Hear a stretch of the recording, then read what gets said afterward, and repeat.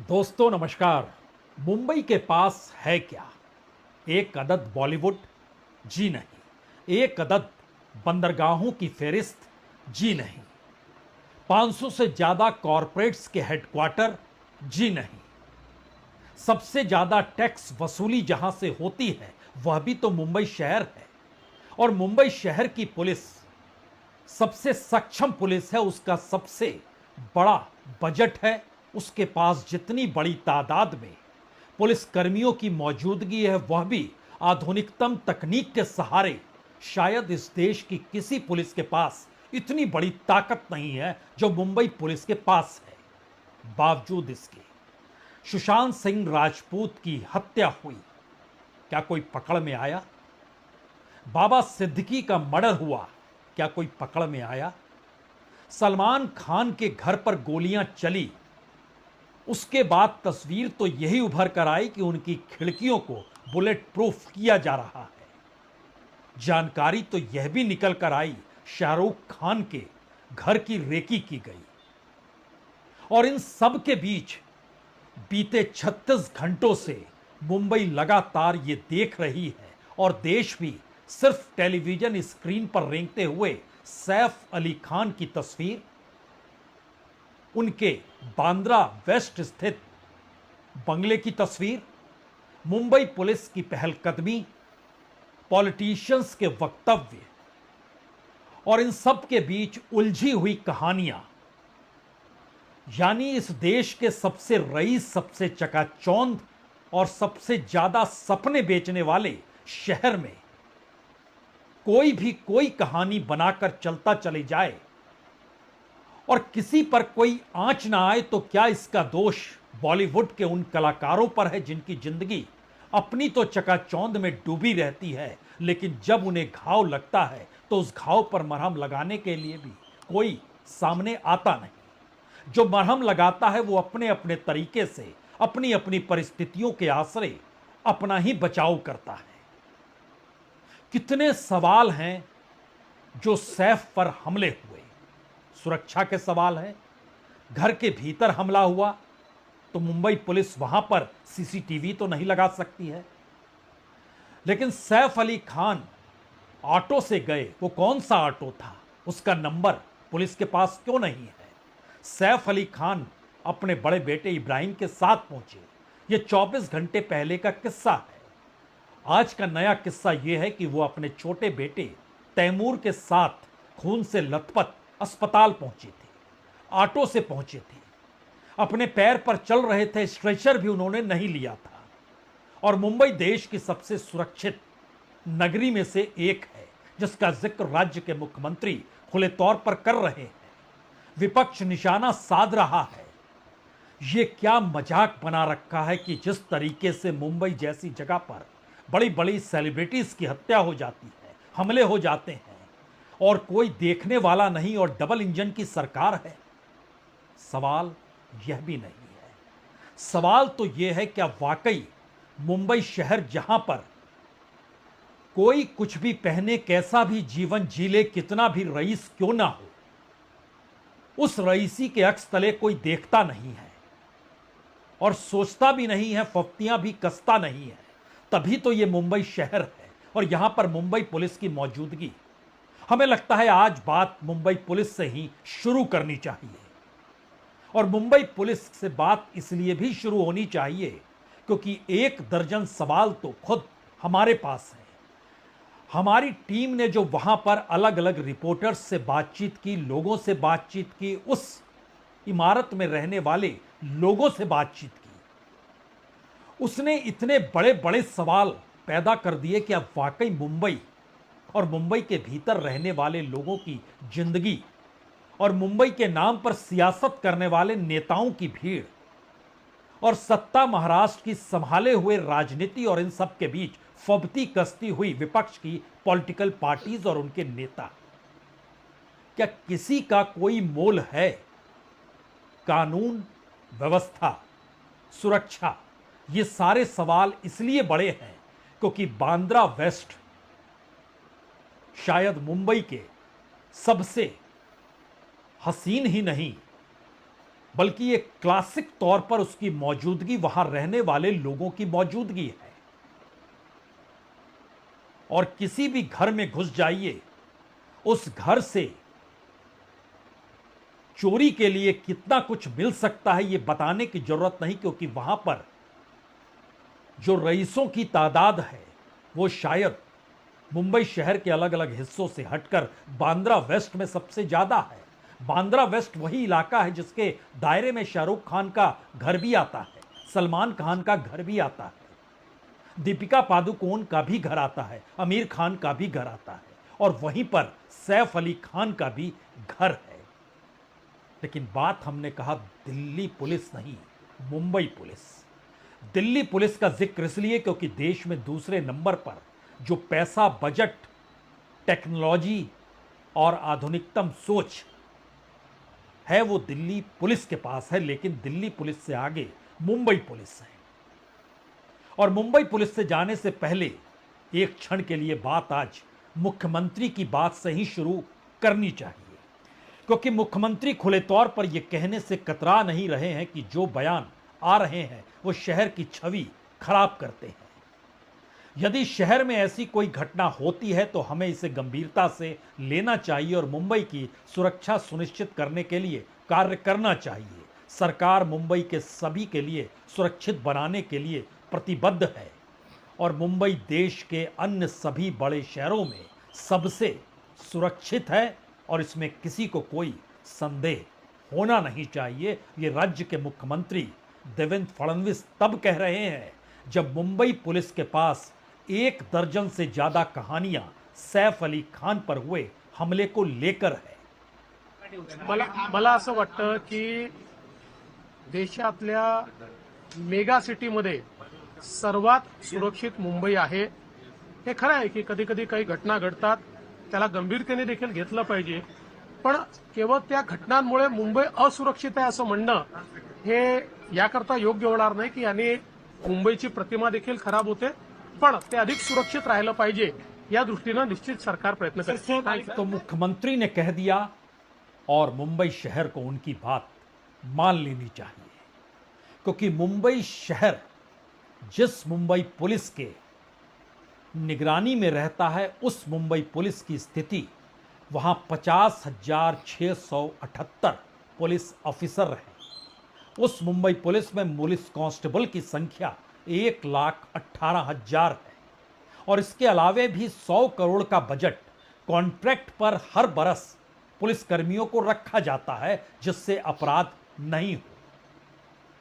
तकरीबन 90-95 police station काम करते हैं। 1,405 मोटरसाइकिल है तो 2,000 से ज्यादा पुलिस व्हीकल्स हैं। इतना ही नहीं, समुद्र का रास्ता हो, आसमान का रास्ता हो, जमीन का रास्ता हो, हर किसी का उपाय मुंबई पुलिस के पास मौजूद है। सूंघने के लिए डॉग्स, स्पेशल डॉग्स 5 हैं, हेलीकॉप्टर भी 5 हैं। डॉग्स की तादाद 52 है, हेलीकॉप्टर 5 है, स्पीड बोट्स भी हैं जो तकरीबन 35 है।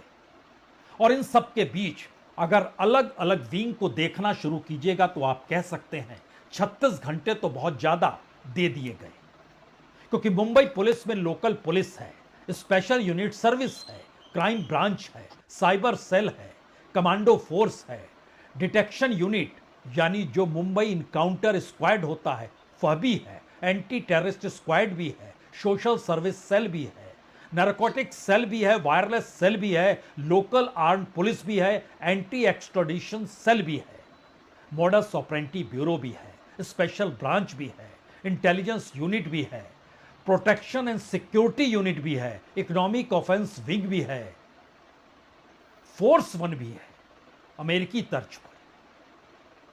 और इन सब के बीच पुलिस की कहानियों को सुनिएगा तो आप हैरत में आ जाइएगा और यह सवाल पूछने लगिएगा, क्या वाकई ये वही मुंबई पुलिस है जो इस देश में सबसे त्वरित गति से काम करती है? और अगला सवाल यह भी होगा, क्या वाकई सैफ पर हमला अंडरवर्ल्ड ने नहीं किया? क्या सैफ पर हमला वसूली के लिए नहीं हुआ? क्या सैफ पर हमला चोरी के इरादे से नहीं हुआ? क्या सैफ पर हमला 1 करोड़ की वसूली भर के लिए हुआ? क्या सैफ पर हमला करने वाला शख्स पहले से मौजूद था? क्या वाकई सैफ पर हमला उनके भीतर की परिस्थितियों के आश्रय हो गया? यह कौन सी परिस्थिति है जिसमें इस बात का जिक्र होता है कि अंदर से किसी ने दरवाजा खोला, इसीलिए वो व्यक्ति अंदर गया जिसने चाकू से वार किया? वो पीछे की सीढ़ियों से चढ़कर ऊपर पहुंचा और दीवार फांद कर आया, किसी ने नहीं देखा। दीवार फांद कर आया, अंदर में क्या कुछ हुआ और इन सब के बीच सीसीटीवी और इन सब के बीच जिस इलाके में गाड़ियों की भरमार, रईसों की भरमार, वहां पर रात के 2 बजे ऑटो कैसे मिल गया? ऑटो क्या, वहां पर तो आपको देर रात में 2 बजे लोग भी वहां पर दिखाई नहीं देंगे, क्योंकि मुंबई शहर का एक सच तो यह भी है कि देर रात में सबवे से भी लोग पास नहीं करते हैं, निकलना नहीं चाहते हैं, घबराते हैं। लेकिन फिर भी मुंबई वेस्ट का हम जिक्र कर रहे हैं, बांद्रा वेस्ट का, और जहां पर वहां से अस्पताल तक जो ऑटो गया, उस ऑटो का नंबर पुलिस वाले के पास नहीं है, उससे कोई पूछताछ नहीं की गई। जानकारी कल दी गई कि दरअसल इब्राहिम, जो पहली पत्नी के बड़े बेटे हैं, वो लेकर गए सैफ को, और आज अस्पताल के डॉक्टर और वहां के अधिकारी कह रहे हैं जी नहीं, उनके साथ तो तैमूर था जो 7-8 साल का है। जानकारी भी दे रहे हैं। तो क्या पुलिस की पूरी कहानी एक किस्सा गोई की तर्ज पर इस जांच को कर रही है, या फिर इस पूरी परिस्थिति में जिस तर्ज पर राज्य के गृह मंत्री ने इस बात का जिक्र किया, योगेश कदम ने, उन्होंने एक लाइन में सारी बातें स्पष्ट कर दी, ये कहते हुए कि एक्टर के हमले के पीछे किसी अंडरवर्ल्ड गैंग का हाथ नहीं है। किसने पूछा था कि अंडरवर्ल्ड गैंग का हाथ है? किसने कहा था अंडरवर्ल्ड की तरफ से कोई वसूली के लिए आया था? किसने कहा था? और यह तरीका तो होता नहीं है। लेकिन फिर भी पुरानी परिस्थितियों के मद्देनजर नए गृह मंत्री इस बात का जिक्र शुरुआत से ही करना चाहते हैं कि देखिए, इसमें अंडरवर्ल्ड नहीं है। और यह भी कहा कि सैफ पर, और सैफ ने कभी नहीं बताया कि उन्हें खतरा है और उन्हें सुरक्षा की जरूरत है। सही बात है, लेकिन पुलिस की मौजूदगी और पुलिस की संख्या यह बहुत साफ तौर पर बतलाती है कि बांद्रा वेस्ट में कम से कम जितने मकान हैं, उतने पुलिसकर्मियों की तादाद वहां पर कम से कम स्टेशन और अलग अलग यूनिट्स के जरिए जो सुरक्षा का दायरा है, उतनी तादाद तो पुलिसकर्मियों की रहती ही है। फिर भी कोई जानकारी नहीं है, और इस बात से आंखें मूंद ली गई कि दरअसल ये पूरी जांच की प्रक्रिया की जाए तो कैसे की जाए। आरोप प्रत्यारोप के दौर में मंत्री भी सामने आए, उन्होंने कहा जी नहीं, आप सिर्फ ऐसी घटना नहीं होनी चाहिए, इस बात को लेकर आप कुछ कह सकते हैं, लेकिन यह मत कहिए कि सरकार कुछ भी नहीं कर रही है। उनकी बात सुनने से पहले हमें लगता है कि उसी बिल्डिंग में रहने वाले डोमिनिक फर्नांडिस, जब उनसे रिपोर्टर ने पूछा आपको पता कब चला, उनका कहना है हमें तो रात में कुछ भी सुनाई नहीं दिया और हमें तो सुबह 8 बजे पता चला। पड़ोसी हैं, सुन लीजिए। आपको कब पता चला? सुबह सुबह 8 बजे से। अच्छा। और सर, मुंबई में अगर देखा जाए तो बार बार ऐसी घटनाएं हो रही हैं, लगातार तो हो रही हैं, इस पे इसलिए आपका क्या कहना है? very shameful for us staying in Bandra for so many years and things are happening. Message तो साफ यह भी है कि मुंबई शहर में वाबी, जहां पर रईसों की भरमार जिस कॉलोनी में होती है, उसमें अपने पड़ोसियों से भी किसी को कुछ लेना देना नहीं होता है क्या? यह सवाल आप उठा सकते हैं, लेकिन सवाल उसके आगे का है।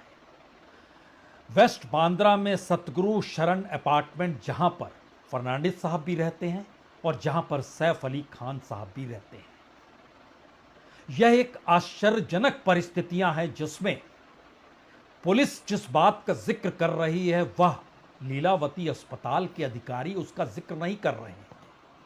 कल तक पुलिस ने कहीं भी तैमूर का नाम नहीं लिया, और लीलावती अस्पताल के जो चीफ ऑपरेटिंग ऑफिसर वहां के जो हैं नीरज उत्तामणि, उनका कहना है मेरी पहली नजर जो गई उसमें खून से लथपथ सैफ अली खान अपने छोटे बेटे तैमूर के साथ अपने पांव पर चलते हुए आ रहे थे, यानी वह स्ट्रेचर पे नहीं थे। और बिल्कुल उसी फिल्मी अंदाज में उन्होंने कहा कि यह कोई नायक करता है, यह किसी हीरो के समान था।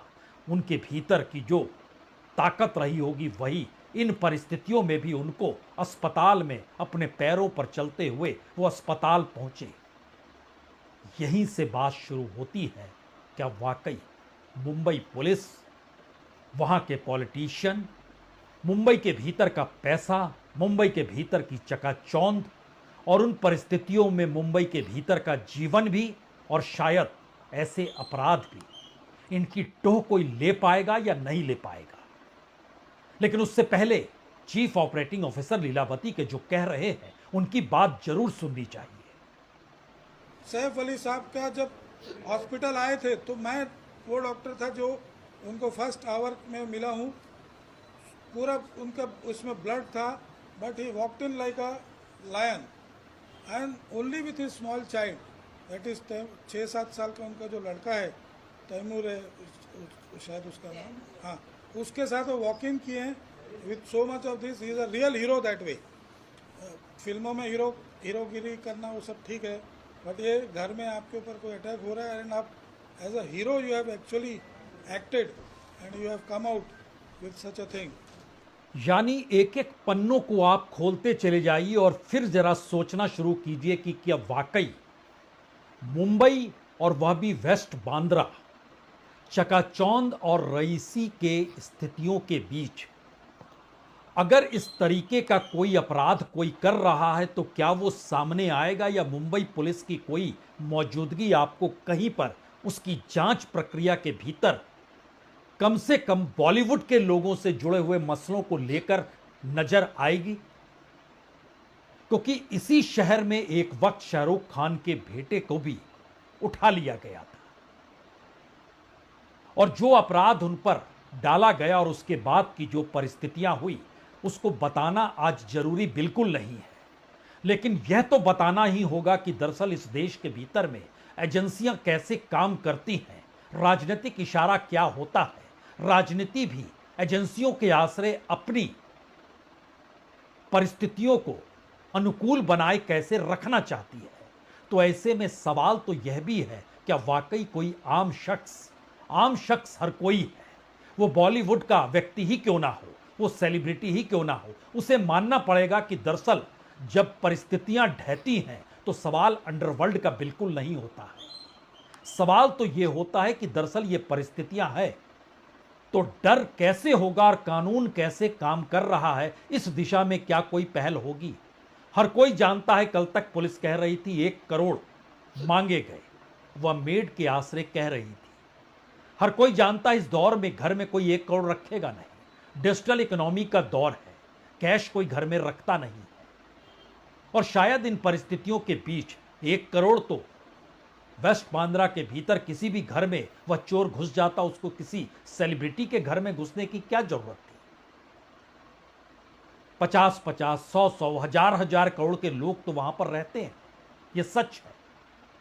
सवाल तो कानून का है, सवाल उस अपराध का है जिस अपराध को किया गया, उस अपराध को लेकर उससे बड़ा सवाल उन कहानियों का हो गया जो मुंबई पुलिस कह रही है और सरकार खामोशी बरते हुए है। क्योंकि इन सब के बीच एक मंत्री जाते हैं जो मुलाकात करते हैं, आशीष सेलार। दूसरे मंत्री कहते हैं दुर्भाग्यपूर्ण है आप कोई उंगली उठा रहे हैं, संजय शिरसत, यह भी मंत्री है। इन मंत्रियों की बात सुनिए और समझने की कोशिश की जाए कि दरअसल मुंबई इस देश का सबसे सुरक्षित शहर, मुंबई इस देश की अर्थव्यवस्था की राजधानी, मुंबई का मतलब इस देश के भीतर कॉरपोरेट का रहना, बड़े बड़े बिजनेसमैन की मौजूदगी और शायद सबसे बड़े व्यापार जो इस देश में पोर्ट्स के जरिए होते हैं वो भी मुंबई से ही होते हैं। और वह अपनी जगह पर बेबस क्यों खड़ा है? हमला करवाया गया, हमला किसने किया, हमले के पीछे मंशा क्या थी, उस मंशे के कहीं ना कहीं बाहर की परिस्थितियों से लेना है या अंदर की परिस्थितियां उसमें शामिल हैं। पुलिस की पूरी जांच ना तो सुशांत सिंह राजपूत में सामने निकल कर आई और ना ही बाबा सिद्दीकी में।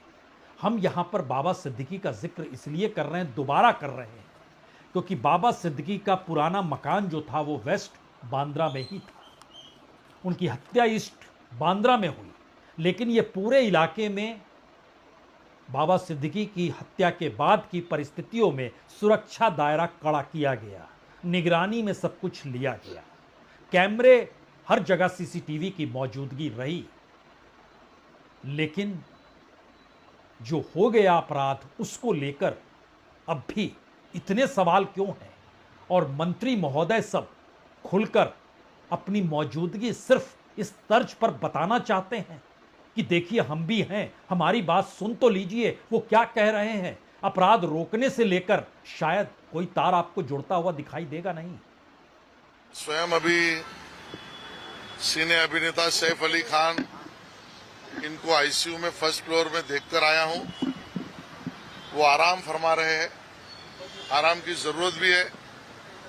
6 अलग अलग प्रकार की वुंड्स यानी जख्म उनके शरीर पर है। 2 जख्मों को, वुंड्स को डीप कह सकते हैं, इस प्रकार की स्थिति थी। नहीं होता, सैफ अली खान रहो या तो कोई भी रहो, किसी के ऊपर अटैक हो जाता है तो दुर्भाग्यपूर्ण है। उससे कोई भी सपोर्ट नहीं करेगा, उसका निंदा ही करेगा। ये दौर बदला है या मुंबई बदली है? मुंबई ये वह मुंबई नहीं जो पुराने दौर में हुआ करती थी। ये दौर वो दौर नहीं जो एक वक्त हुआ करता था। मुंबई पुलिस वह मुंबई पुलिस नहीं जो पहले हुआ करती थी। बॉलीवुड अब वो बॉलीवुड नहीं जो पहले हुआ करता था। क्या इन तमाम परिस्थितियों के बीच पहली बार संकट सुरक्षा को लेकर है? उस सुरक्षा को लेकर जिसके दायरे में इस देश के रईस, इस देश के सेलिब्रिटी, इस देश में पहचान पाए हुए चेहरे और इस देश के भीतर की वह परिस्थितियां खिलाफ जाकर खड़ी हो चुकी है, जो दिखाई देती नहीं है। लेकिन शायद यही उलझन मुंबई पुलिस के सामने है, यही उलझन पॉलिटिक्स के सामने है, यही उलझन बॉलीवुड के भीतर है। यानी इस दौर में मुंबई की चकाचौंध, मुंबई के भीतर की क्रिएटिविटी और मुंबई की सुरक्षा पर कहीं ना कहीं ताला तो नहीं जड़ देगी, क्योंकि यह एक ऐसी परिस्थिति है जिसमें अगर कोई और छोर किसी को दिखाई नहीं दे रहा है और कहानियां हर कोई गढ़ते चला जा रहा है, तो सवाल यह भी है इन कहानियों से परे भारत के भीतर वह कौन सा शहर होगा जो सबसे सुरक्षित हो और वहां पर इस देश की अर्थव्यवस्था को संभाले हुए लोग शायद खुले तौर पर यह कह सकें, हां यहां कुछ नहीं होगा। क्या इन परिस्थितियों के बीच एक ऐसी लकीर सामाजिक तौर पर खींच दी गई है जो दिखाई देती नहीं, लेकिन उस ना दिखाई देने वाली लकीर के आसरे इस देश की जांच एजेंसियां हो या इस देश के भीतर की पॉलिटिक्स हो, उसमें हर वो आम शख्स जो शायद समाज में एक जगह, एक मुकाम पा चुका है, वह भी असहाय तो नहीं हो गया।